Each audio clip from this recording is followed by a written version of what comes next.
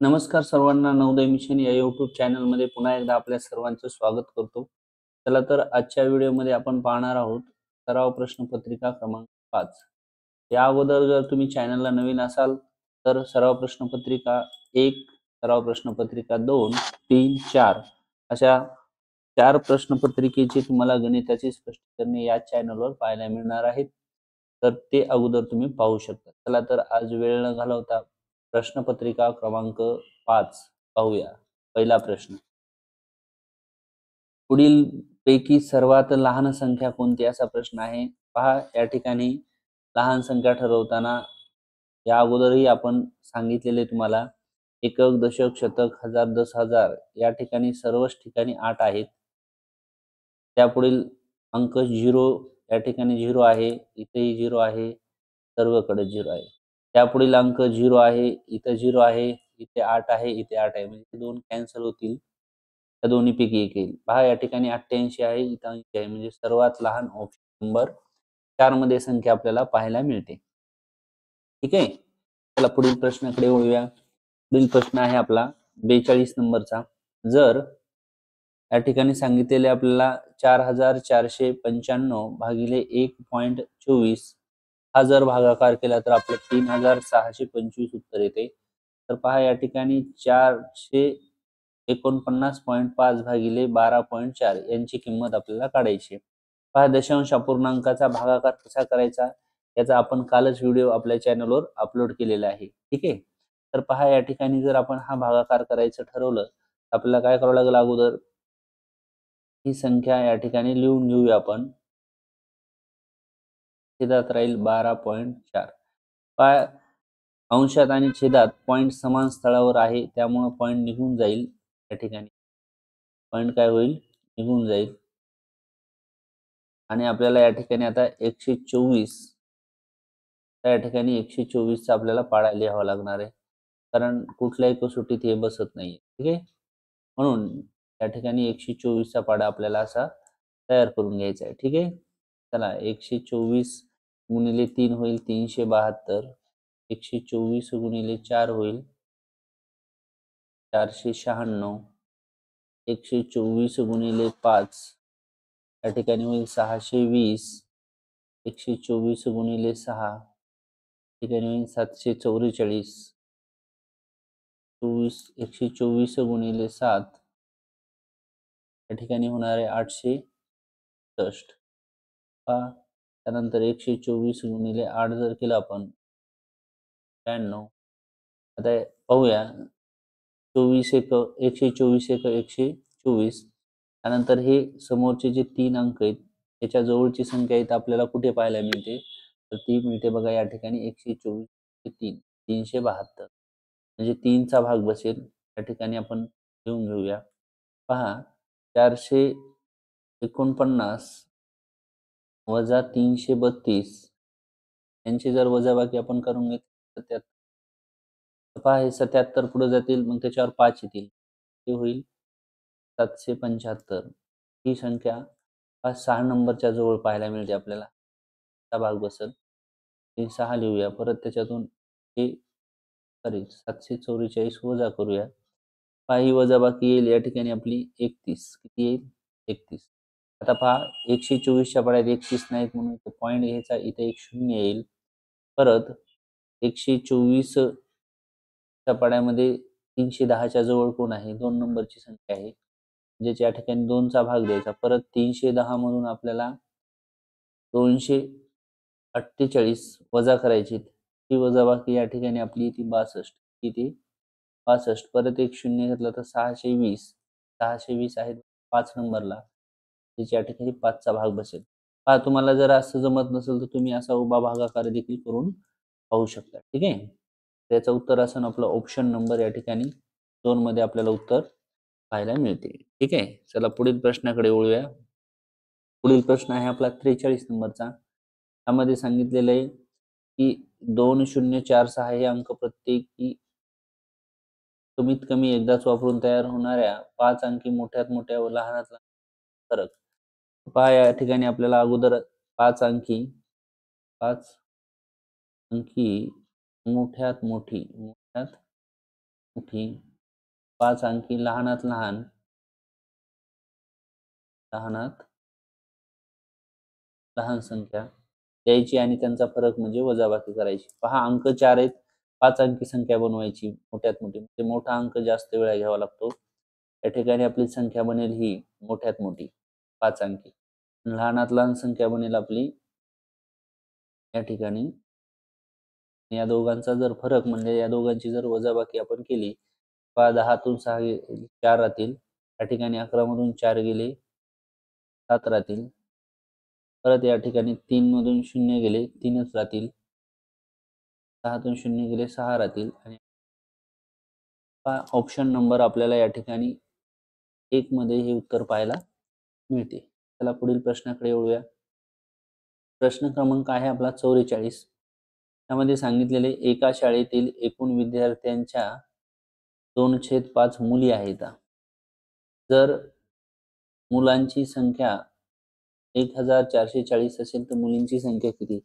पहा या ठिकाणी जर मुलींची संख्या 2/5 असेल तर मुलांची संख्या नक्कीच 3/5 असेल. ठीक आहे. म्हणजे समजा हा वर्ग आहे. या वर्गाचे जर असे 1 2 3 4 आणि 5 असे जर 5 भाग केले तर या ठिकाणी 3 भाग काय आहेत या ठिकाणी मुले आहेत आणि 2 भाग काय आहेत मुली आहेत. तर एक भाग म्हणजे किती आपण याचा काढूया. तेच काय होईल आपल्याला 1440 भागिले या ठिकाणी 3 करावं लागेल. 3 एक 3 3 चौक 12 होईल. त्यानंतर 2 होतील. 3 8 24 होईल. शून्याला 0. म्हणजेच या ठिकाणी एक भाग म्हणजे किती आला 480. तर मुली 5 भागापैकी किती भाग आहेत 2. ते 480 आपल्याला 2 ने गुणलं की उत्तर येऊन जाईल. 2 गुणिले 0 0 येईल. 8 2 16 हातचा 1 येईल. 4 2 8 आणि 1 9. ते या ठिकाणी आपल्या मुली असणार आहेत 960. ऑप्शन नंबर 4 मध्ये आपल्याला या ठिकाणी पाहायला मिळते. ठीक आहे. पुढील प्रश्नाकडे वळूया. पुढील प्रश्न आहे एका संख्येच्या 5/8 आणि 3/8 यामध्ये कितीचा फरक आहे 30चा. तर ती संख्या आपल्याला काढायची आहे. पहा ती संख्याच माहित नाही म्हणून आपण ती संख्या काय घेऊया एक्स घेऊया. काय घेऊया ती संख्या एक्स घेऊ. ठीक आहे. आता बघा एका संख्येच्या म्हणल्यावर गुणाकार करावा लागतो. म्हणजे हे होईल 5x/8 आणि 3/8 होईल 3x/8. आता या ठिकाणी दोघांतला फरक आहे म्हणजे दोघांमध्ये वजाबाकी होणार तर येणार आहे. ठीक आहे. 5 छेद समान आहे एकदाच लिहून घेऊया आणि अंशाची वजाबाकी करूया. 5 मधून 3 गेले 2 राहतील 2x. हे गुणाकारातले भागाकारातले गुणाकारात जातील. या ठिकाणी काय होईल मग 30 गुणिले 8 हे 2 आणि x मध्ये गुणाकार आहे ते भागाकारात जातील. 2 एक 2 2 चौक 8 3 चौक 12 120. या ठिकाणी आपल्याला ही संख्या मिळणार आहे 120. ठीक आहे. तर पहा व्यवस्थित समजून घ्या. पुढील प्रश्नाकडे जाऊया. या ठिकाणी विचारले ही जी संख्या दिलेली आहे या स्टारच्या जागी कोणता अंक लिहिलेला त्या संख्येला 11 ने मला या अगोदरही सांगितलेले कसोट्या पाठ असणं आवश्यक आहे. 11ची कसोटी काय सांगते एक संख्येची बेरीज करायची आणि ती जर 11च्या पटीत असेल किंवा त्यांचा जर फरक 0 असेल तर त्यांचा फरक 11च्या पटीत किंवा 0 पाहिजे आपल्याला. पहा आता दिलेले अंक पाहूया आपण. पहा 1 आणि हे 8 9 झाले. 9 आणि हे 6 आणि 9 6 15 झाले. तर उरलेले या ठिकाणी पाहूया 5 इथला अंक माहित नाही. हे 9 5 आणि 9 किती झाले 14. पहा या ठिकाणी नक्की स्टारच्या जागी आपल्याला 1 ठेवावा लागेल म्हणजे यांची बेरीज किती येईल 15. दोघांचा फरक 0 आल्यानंतर या संख्येला 11 ने भाग जात असतो. म्हणजेच ऑप्शन नंबर 1. कसोटी पाठ करा तुम्हाला हे प्रश्न नक्कीच समजेल. ठीक आहे. पुढील प्रश्नाकडे वळूया. पुढील प्रश्न आहे आपला मध्यान्हपूर्व 1:25 झालेले आहेत. तर घड्याळी मिनिट काठा तास काठामध्ये होणारा कोणाचा प्रकार विचारलाय. तर पहा या ठिकाणी जर आपण घड्याळ काढून घेतली तर आपल्याला या ठिकाणी काय सांगितलेलं आहे 1:25 म्हणजे 1 या ठिकाणी कुठे असं असणार आहे 1 25 मिनिटं म्हणजे या ठिकाणी पहा नक्कीच जर यांच्याकडे जर आपण लक्ष दिलं तर हा आपल्याला विशाल कोन दिसणार आहे.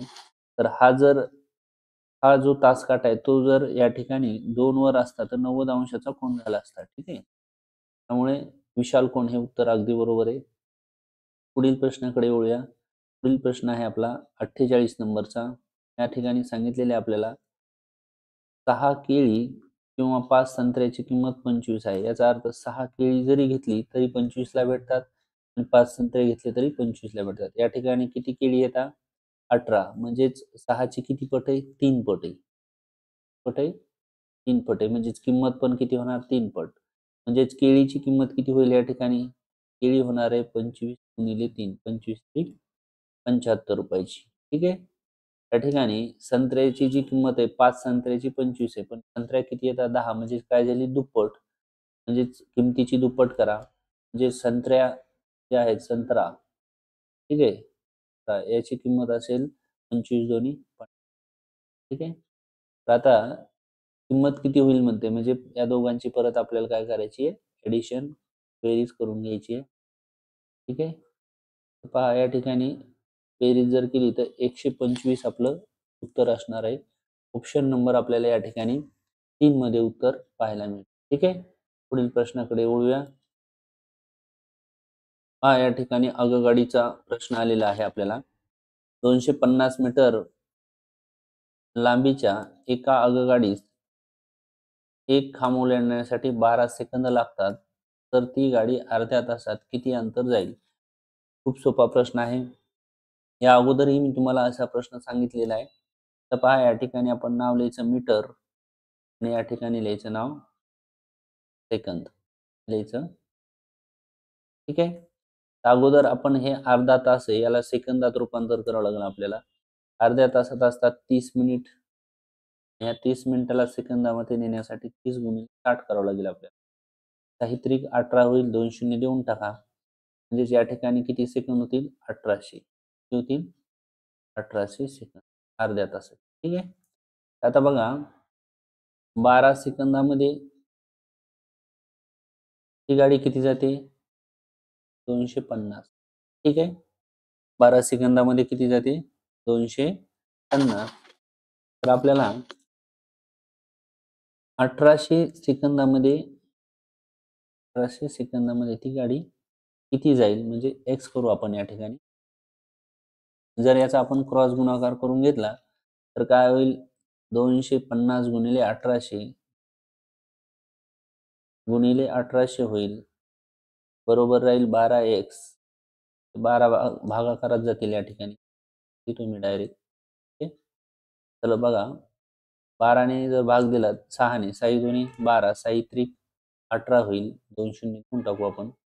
परत बे एक बे तर इथे बे एक बे होईल. बे पंचे 10 150 राहतील. किती राहतील?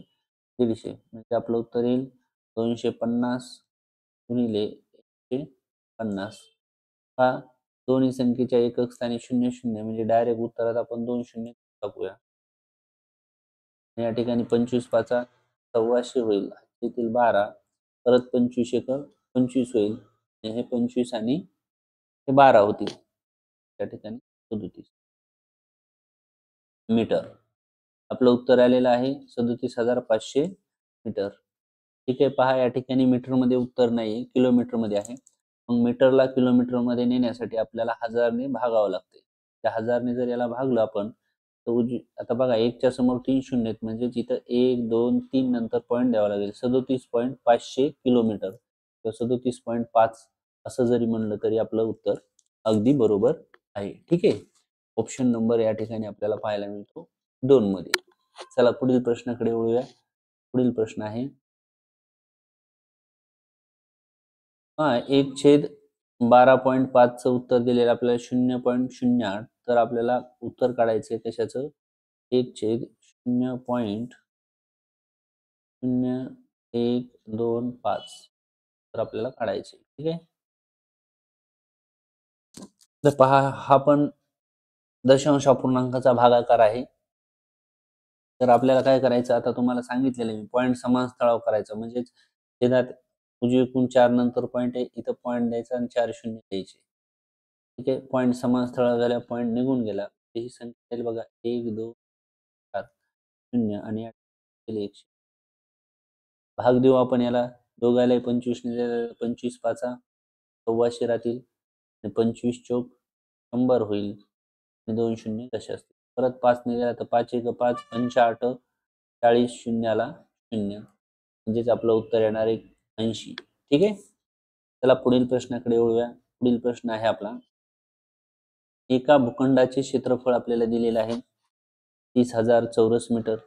त्याची लांबी दिलेली आहे आणि त्याची परिमिती काढायची. पहा, भूखंडाची आपल्याला क्षेत्रफळ आणि लांबी दिली आणि काढायची परिमिती. याचा अगोदर आपल्याला रुंदी काढावं लागणार आहे. काय काढावं लागणार आहे? रुंदी. तर पहा, या ठिकाणी जर हा भूखंड या ठिकाणी आयताकृतीच असणार आहे, म्हणून आपण लिहायचं आयताची क्षेत्रफळ बरोबर लांबी गुणिले रुंदी होईल. क्षेत्रफळ आहे 30,000. आता पहा, बरोबर लांबी आपल्याला 200 दिलेली आहे, रुंदी माहीत नाहीये. भागाकारात गुणाकारातले भागाकारात टाका. या ठिकाणी होईल 30,000 भागिले 200.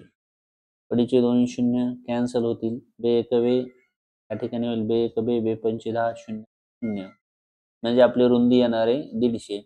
लांबी आणि रुंदी माहिती असल्यावर आपल्याला आयताची परिमिती काढता येते. ठीक आहे. पहा, या ठिकाणी लिहायचं मग आयताची परिमिती 2 कंसात लांबी अधिक रुंदी असं सूत्र आहे आपलं. त्या ठिकाणी 2 ला 2, लांबी ठेवा 200, रुंदी ठेवा 150. दोघांची जर बेरीज केली तर किती येईल? 350. आणि याला 350 ला जर 2 ने गुणलं तर उत्तर काय येणार आपलं? 700. ठीक आहे. तर हा गुणाकार करून पहा. या ठिकाणी ऑप्शन नंबर आपल्याला या ठिकाणी 700 इथं दिसत आहे. ऑप्शन नंबर 2 आहे. ऑप्शन खालीवरी झालेले असतील, पाहून घ्या. पण उत्तर काय आहे? 700 मीटर. ठीक आहे. चला पुढील प्रश्नाकडे वळूया. 52 नंबरचा प्रश्न आहे. पहा, सर्वात लहान 6 अंकी संख्या आणि सर्वात लहान 4 अंकी संख्या यांच्यातला काय करायचं? आपल्याला फरक काढायचा. या अगोदर आपल्याला सर्वात लहान 6 अंकी संख्या, जे कुठलीही सर्वात लहान संख्या म्हणलं की 1 लिहायचा. तर 6 अंकी म्हणल्यावर 1 लिहायचा आणि 5 शून्य द्यायची. ही झाली सर्वात लहान 6 अंकी संख्या. सर्वात लहान 4 अंकी म्हणलं की 1, 2, 3 शून्य द्यायचे, 1 लिहायचा. सर्वात लहान 4 अंकी संख्या. त्यातला फरक म्हणजे वजाबाकी. 0 0 0 या ठिकाणी 9 येतील, 9 येतील. उत्तर आपलं 99,000 येणार आहे. या ठिकाणी 99,000 आपल्याला ऑप्शन नंबर 1 मध्येच पाहायला. पुढील प्रश्नाकडे वळूया. पहा, पुढील प्रश्न आहे, एका धान्य दुकानदाराने तांदळाच्या 16 गोणी 1920 ला विकल्या, तेव्हा त्याला काय झाला? तोटा झाला 80 रुपये. तर तांदळाच्या एका गोणीची किंमत आहे. तर पहा, या ठिकाणी आता आपल्याला खरेदी किंमत विचारली आहे, या ठिकाणी एका गोणीची का विक्री किंमत विचारली. या ठिकाणी स्पष्ट दिलेलं नाही, पण आपण दोन्ही काढूया. तर पहा, आपण जर असं केलं, या ठिकाणी 1920 भागिले 16, 16 एक 16, 16 एक 16, या ठिकाणी 3 होतील, 16 दोन्ही 32, शून्याला 0. ही जी किंमत आहे आपली 120, ही आहे विक्री किंमत. काय आहे? विक्री किंमत. तर खरेदी किंमत काढायची असेल तर हा तोटा जो आहे तो या ठिकाणी आपल्याला त्याच्यामध्ये मिळवावा लागेल. म्हणजेच हे होईल बघा 2000. काय होईल? ही होईल खरेदी किंमत. काय होईल? 2000. किती? 16 गोण्याची. एका गोणीची काढू. 16 एक 16, परत 16 एक 16 होईल. 4 उरतील. 16 दोन्ही 32 होईल. आता 8 उरतील आणि 16 पंचे 80. ठीक आहे. तर पहा, ही असेल आपली खरेदी किंमत आणि ही असेल विक्री किंमत. पहा, ऑप्शन मध्ये दोन्ही बी आहे. या ठिकाणी खरेदी काढायची काय विक्री आहे ते या ठिकाणी सांगितलं आहे. म्हणजे आपल्याला खरेदी विचारली किंमत तर 125 करा आणि विक्री विचारली तर 120 करा. ठीक आहे. चला पुढील प्रश्नाकडे जाऊ. पहा, इथे विचारलं 54व्या प्रश्नात, पुढीलपैकी विशाल कोणाचे माप किती? ठीक आहे. विशाल कोणाचं माप आपल्याला सर्वांनाच माहिती आहे. विशाल कोन म्हणजे काय? 90 अंशापेक्षा जास्त आणि 180 अंशापेक्षा कमी. कोन व कोनाचे प्रकार व्यवस्थित वाचून घ्या. ऑप्शन नंबर येणार आहे 4 म्हणजेच 150. ठीक आहे. पुढील प्रश्नाकडे येऊया. पुढील प्रश्न आहे 55 नंबरचा आणि प्रश्नामध्ये सांगितले पुढील आकृतीचं क्षेत्रफळ काढायचं या आकृती. पहा नीट लक्ष जर दिलं आपण तर ही जर रेष या ठिकाणी आपण जोडून घेतली, काय घेतली, जोडून घेतली, तर इथं 12 आहे म्हणजे हे पण किती होईल, 12च. ठीक आहे. तर अगोदर आपण एवढ्याच आकृतीचं क्षेत्रफळ काढू. इकडे 5 आहे म्हणल्यावर ही पण किती होईल, 5. ठीक आहे. तर आयताचे क्षेत्रफळ लांबी गुणिले रुंदी पाठच आहे, लिहित नाही मी, डायरेक्ट आपण काय करू, 12 पंचे 60. किती करू, 60 आणि 60 मीटर स्क्वेअर. ठीक आहे. आता ह्या मोठ्या आयताचं काढू. तर बघा या ठिकाणी आपल्याला हे 12 आणि ही पूर्ण लाईन घेतली तर ही किती होणार आहे, 8. 12 आणि 8 किती होणार आहे, 20. किती होणार आहे, 20. म्हणजे ही खाली लाईन 20 होणार आहे. ठीक आहे. आता पहा इथून इथपर्यंत अंतर आपलं किती आहे, या ठिकाणी 15 दिलेले, पण आपल्याला हे किती आहे, इतकं 5, म्हणजे हे सोडून द्यावं लागलं आपल्याला, म्हणजे ही लाईन होणार आहे 10. 10 ही पण होणार आहे 10. लक्ष द्या. तर ह्या मोठ्या आयताचे क्षेत्रफळ काय होणार आहे, 20 गुणिले 10 200.